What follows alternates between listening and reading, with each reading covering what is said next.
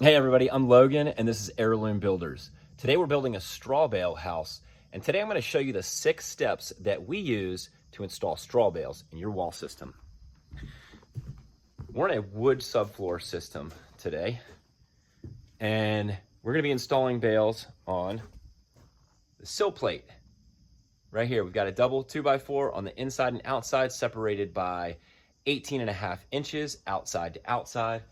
The first thing that we're going to do is we're going to trim the bale ends, because as you'll see, the bales have a whole lot of fluff on them.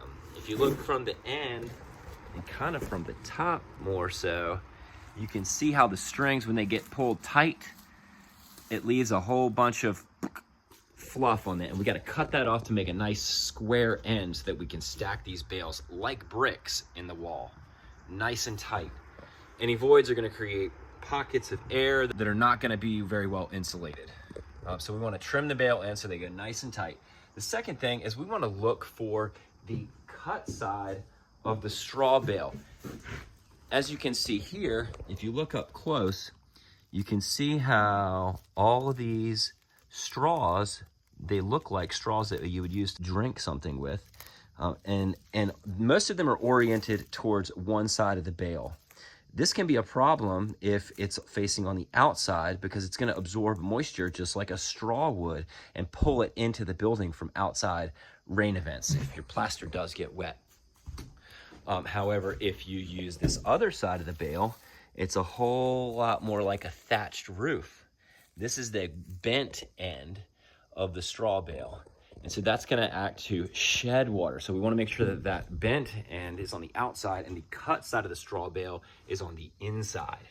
So once we know what side that is, then we're going to orient that to the inside, and we're going to mark the bale notches. So I'm going to set a bale up against the framing tight to the previous bale, the adjacent bale, and then I'm going to take some spray paint and mark where the bale needs to be cut to be notched around the framing so that it can be flush with the outside of the wall.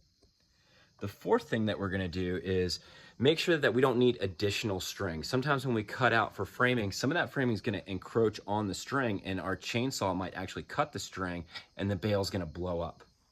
We don't want that, so we'll have to add additional string towards the middle of the bale to hold the bale together as we cut it. The fifth thing that we're going to do is go ahead and cut and notch the bale. So we take a chainsaw, and with our spray paint marks on the bale, we're going to cut the depth and the length that we need to get around the framing so that it can be nice and tight. The last step is number 6, and all we got to do now is set it in place.